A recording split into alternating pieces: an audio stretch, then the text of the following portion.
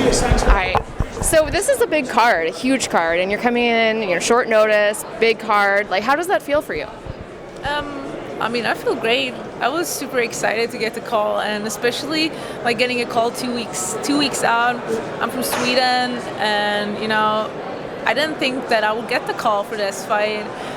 But when I did, I just jumped right out of bed. I just got off my night shift. It's such a surreal moment. I just got off my night shift working 12 hours, and I actually thought I was kind of dreaming, like a bit paranoid. I was just like, what should I do?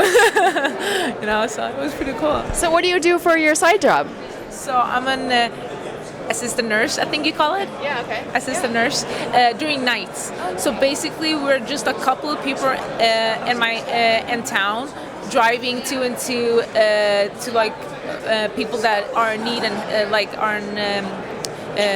during how do you say it? They need help during the night. They have alarm. Maybe they've fallen. They need medication and stuff like that. So just basically helping people out. So what do your coworkers think about you having a career in MMA? Are they excited? Are they going to be watching? Are you having a big watch party back home? Or?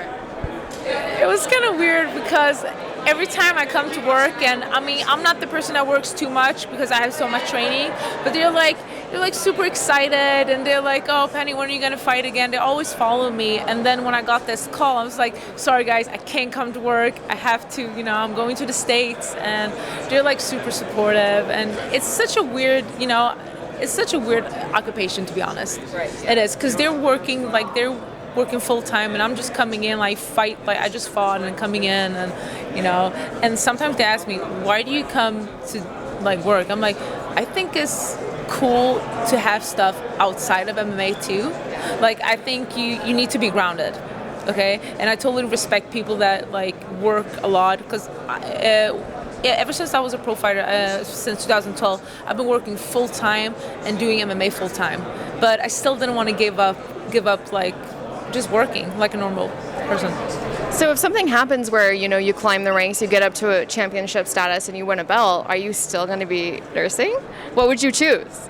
Honestly, I would still nurse sometimes a few hours a week, because I don't think I will ever stop doing that, just because you never know what happens.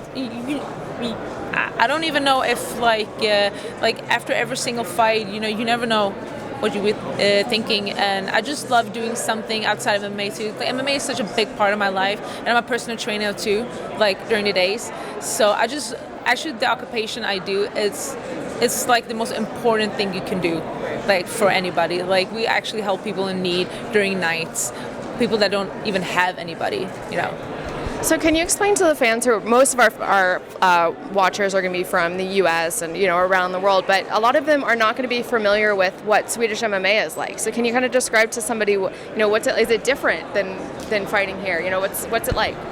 So Swedish MMA has grown a lot. And we can thank a lot of it to Alexander Gustafsson, and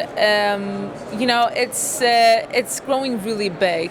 We have a great national team, and we're winning a lot of cool medals, and the Europeans and the World Championship, and we have a lot of upcoming pro fighters, and I'm really proud of coming out of Sweden. And then if you get a win on Saturday, are you going to ask to fight in UFC Denmark? Is that a goal for you? Yeah, of course I want to. That would be cool, because I do represent, I train out of a Danish club, so I represent both Iran, Sweden, and Denmark. So after I do my best here, and after I get my win here, I really want to represent in Denmark. It's the first time they're coming there, so awesome. And do you have an opponent in mind you'd like to call out? No, not really. I would fight anybody. Everybody that knows me knows that I never say no to a fight. So anybody that's available. No. Thank you so much. Let me just get a couple stills real quick.